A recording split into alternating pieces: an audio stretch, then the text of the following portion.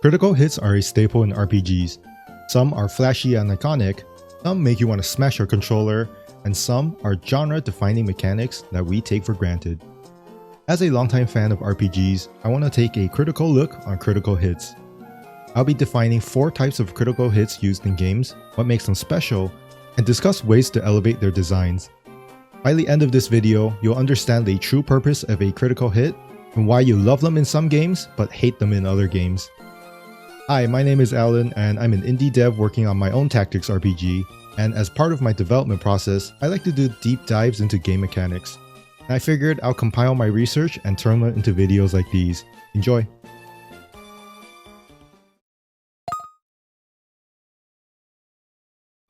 Let's talk about the purpose of the critical hit first before we dive into the different types of crits. The critical hit is such a common mechanic in RPGs that players come to expect it in the genre. But depending on the game, a critical hit could be trying to achieve many different things.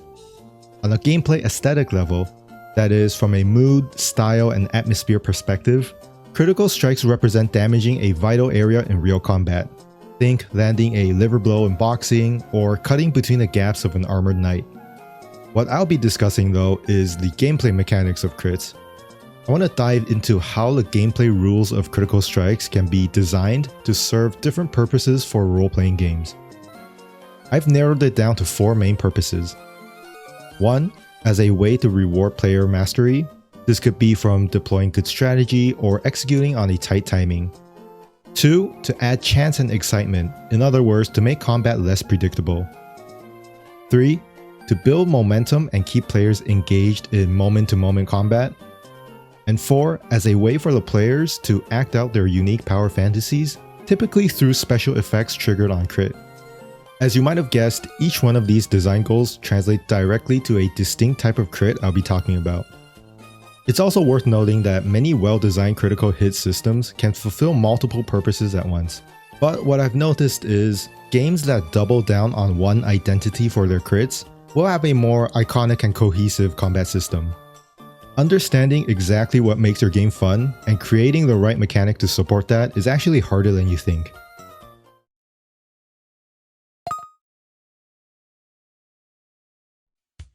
Next, I want to show you something called the crit matrix. This is something I just made up for the video, so please don't think this is the end-all of all critical hit systems for games. The crit matrix is essentially 2 axes that separate into 4 quadrants, each representing a different type of critical hit. The main 2 adjustments a designer makes for critical strikes makes up the 2 axes. So on the horizontal axis, you go from reliable on the left to random on the right.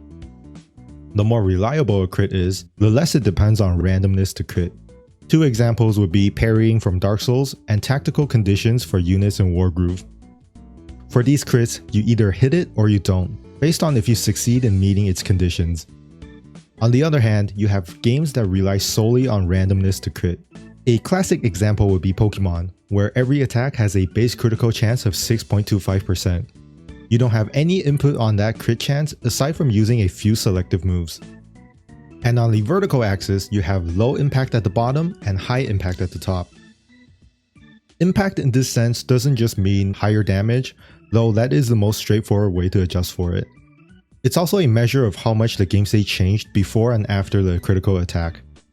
Fire Emblem's crit are a great example of high impact critical strikes that can often derail the entire round when it happens, both because of its high damage and because of what's on the line for each round.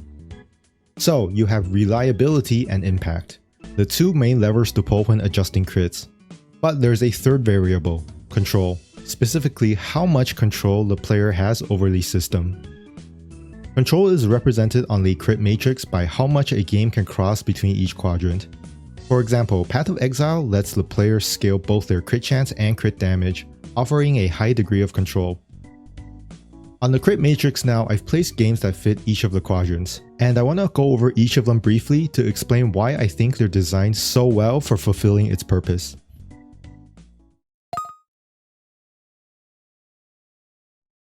For the top left quadrant, you have high impact and reliable critical hits. The examples I picked are Dark Souls and Wargroove. They both offer very different ways to achieve the same goal, and that is to reward player mastery. In Dark Souls, a successful parry not only deals a lot of damage, it usually knocks down the enemy too, giving you an extra window to heal. How reliable your parry is depends entirely on how good you are at the game. A critical hit in Dark Souls is designed to be rewarding only if you can pull it off. On the flip side, for a turn-based game like Wargroove, reliable crits are achieved through meeting special conditions on each unit. Archers will always crit if they stand still before attacking, and a spearman will crit if they are next to other spearmen. This type of crit rewards the player's mastery in tactics and game knowledge. High impact and highly reliable crits may sound OP on paper, but gate them properly behind a fun and interesting skills check, and you have a system that feels super rewarding.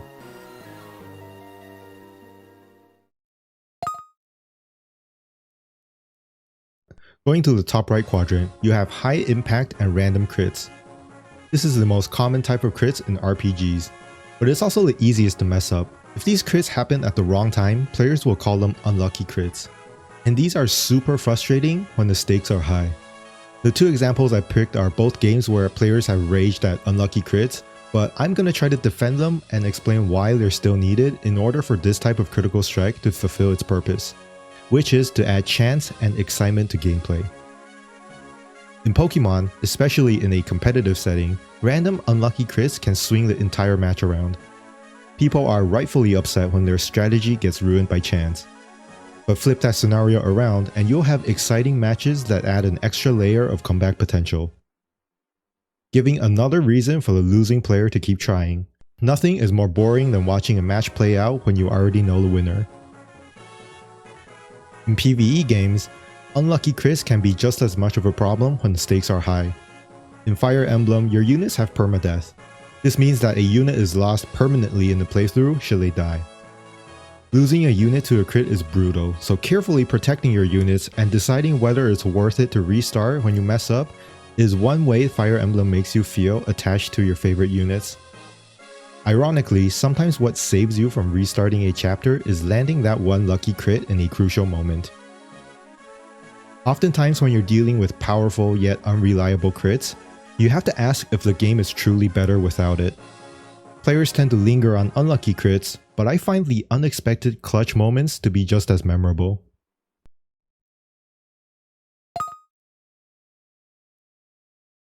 Moving to the bottom left quadrant now, we have low impact but reliable crits.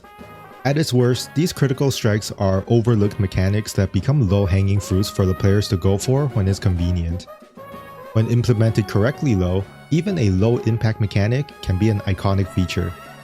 This type of crit is excellent at pushing the player to build momentum through a series of small individual wins, and when it stacks up, it can lead to a flashier, impactful moment. In Paper Mario, you can land critical hits and critical blocks by pressing A at specific timings during attacks. By itself, the impact is pretty low, but over the course of the entire battle, landing both critical hits and blocks can keep you engaged while keeping your momentum up, putting you in a flow state. This mechanic fits super well for a game like Paper Mario, where your options from a strategic sense are not that complex by design. Of course, this type of mechanic suits action RPGs just as well too. In Sekiro, landing perfect parries not only depletes the enemy posture for a death blow, but it also prevents you from taking any damage. Deflecting a long series of attacks perfectly almost sounds rhythmic in Sekiro, mirroring a mechanic in Patapon, a rhythmic strategic game that rewards you for maintaining accurate beats and keeping your momentum strong. Low impact but reliable critical hits are heavily underrated in my opinion. More often than not, games will end up here by accident with poor balancing when they're trying to go for high impact reliable crits. When designed well though, it will feel like your actions are performed with intention. By performing a series of lower impact but reliable inputs, you can keep your players engaged enough to enter flow state.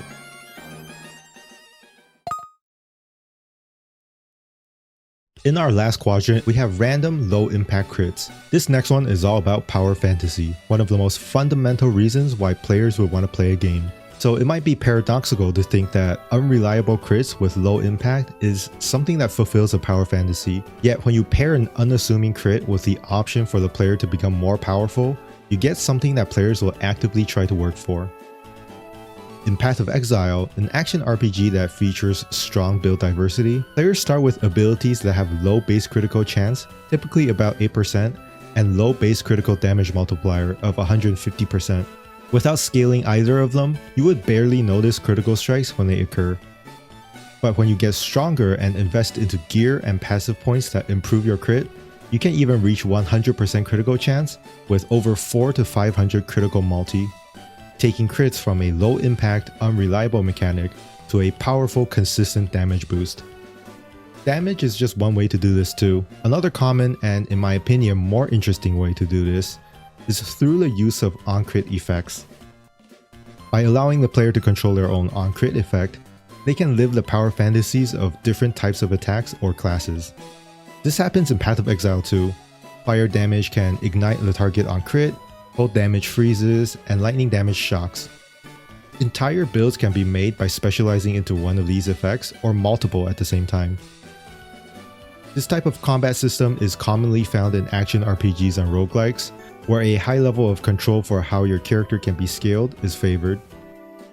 By starting your game with a weak, low impact and unreliable crit, the player can experience a fun and rewarding process of seeing their characters become stronger and shape their character to fit their individual styles.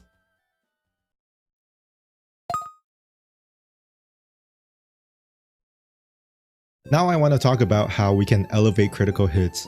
I'll use my own game Secrets of Shadows as an example for how we can design using the crit matrix. Since my game is a tactical RPG that features deep character customization, it's important for me that players are able to come up with and execute on exciting tactics. And I want them to do this by playing into their unit's strengths and weaknesses against a variety of enemy and terrain types. I also don't want the players to be able to spam a small handful of tactics to cheese through the entire game. With these goals in mind, I know that my critical hit will be on the right side of the matrix, somewhere between high and low impact with a decent amount of randomness. For my game, critical hits should be memorable and exciting, with lots of control for players to act out their own desired playstyle. Now I just need to come up with mechanics to support that goal, and I came up with two main mechanics for how crits will work in my game. 1. On-crit effects that are weapon and class specific. For example, slashing weapons will inflict bleed on crit, blunt weapons will stun, fire spells will burn and spread between units, and water spells will slow and make them vulnerable to thunder-based attacks. 2. Items and skill points can grant effects that change how critical strikes work. For example, a unit could learn how to control their fire spells to only inflict burn on a target that they hit, or they can double down on the spread effect and increase the AoE to a wider burn that would potentially affect both allies and enemies. With these two mechanics in place to define how critical strikes work, I'm pretty happy with how I'm able to come up with a system that is relatively unique and still fits the main goals of my game.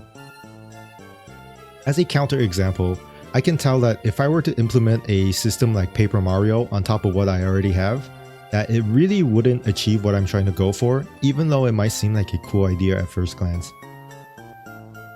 By designing with a clear goal from the start, I can use the crit matrix to check how each of my ideas fit within the context of the game.